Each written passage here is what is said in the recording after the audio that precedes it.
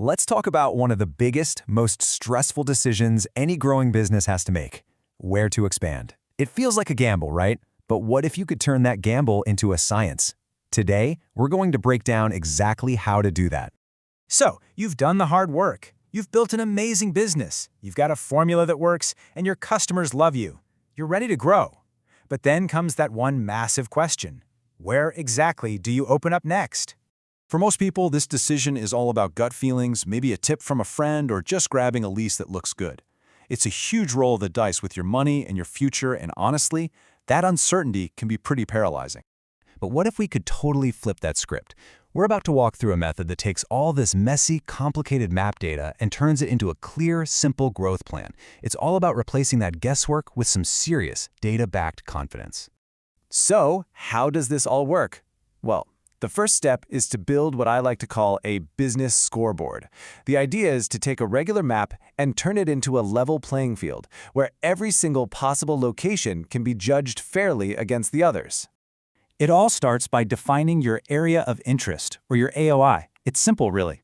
You just pick a center point, maybe it's your flagship store or the middle of downtown, and then you draw a circle around it. This makes sure all the analysis is focused only on the area that actually matters to you.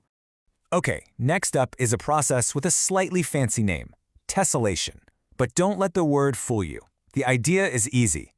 We're just splitting the entire map into a perfect grid of identical shapes, usually hexagons. This is what creates that fair and balanced scoreboard, so we can compare every little piece of the map apples to apples. All right, our scoreboard is all set up. Now we've got to figure out what we're scoring, right? Well, when it comes to a physical business, success really boils down to three critical things: customer demand, who your rivals are, and how easy it is for people to get to you. First up, demand. This is all about answering the question, where are the people? To do that, the analysis pulls in data on population density, how many buildings are in an area, and even urban data from places like OpenStreetMap.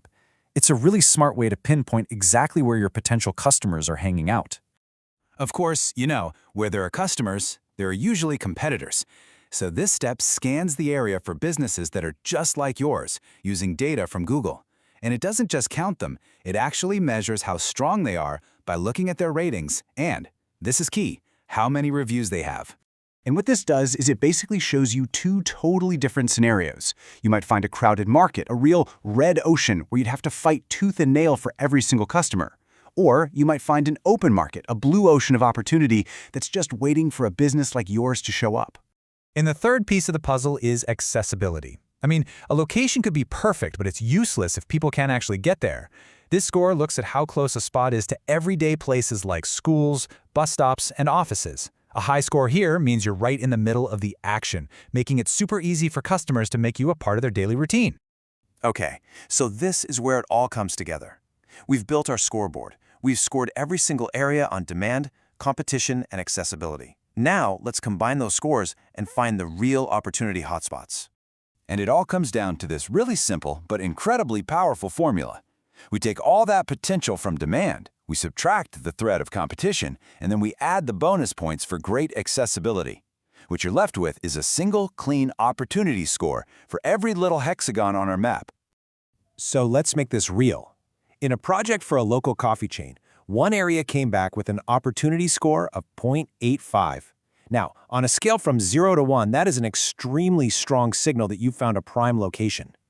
A score like that isn't just a number in a report. It literally lights up the map, creating what we call a hot zone. So instead of just a vague hunch, the business owner gets this clear, visual, data-backed green light telling them exactly where they should be looking. Now, finding the perfect spot is a huge win, but it's really only half the battle. Once you get there, you've got to win the local digital race. And these days, that means building a killer online reputation, especially on Google. To compete effectively, you've got to know what you're up against. This data shows the Google review benchmarks for different types of businesses in the same area. And just look at how different the goals are. To be a top cafe, you need way more reviews than you would to be a top salon. It's a completely different race. And this is how we turn that data into a real game plan. For a brand new cafe, goal number one is just to get on the board, get those first 10 to 20 reviews. The next milestone is to match the local average, which is around 85. And then To really dominate the area, the target is to become a top performer with 150, maybe 200 reviews or more. And here's what that looks like as a concrete recommendation. It's not just some vague advice, it's a specific, time-bound strategy. It says, hey, you need to hit a 4.7-star rating and get over 100 reviews within your first 6 months. That's how you build trust and get noticed, fast. So, after all this number crunching and analysis, from drawing grids on a map to setting reputation goals, what do you actually walk away with? Let's break down the final deliverables that turn all this data into a decision you can act on. The whole process delivers 4 really clear, useful things. You get that visual heat map showing you exactly where the opportunity is. You get a summary report with all the key stats. You get a threats list that breaks down your top competitors. And most importantly, you get clear, simple recommendations on what to do next. For our cafe example, the final plan was crystal clear. It said, open your new shop in the high-demand western part of the city. And not just that, optimize your Google business profile with specific tags like study-friendly and Wi-Fi to pull in all the university students we found in the demand data. And that, right there, is the whole point. This entire process is designed to do one simple thing: to replace that anxious, stomach-churning guesswork with the kind of calm confidence you only get from making a decision backed by real data. It really leaves you with one final thought, doesn't it? Your city, your town, it's full of these hidden patterns. And when you start looking at your market through this kind of lens, you just have to wonder, is your next huge opportunity hiding right there in plain sight,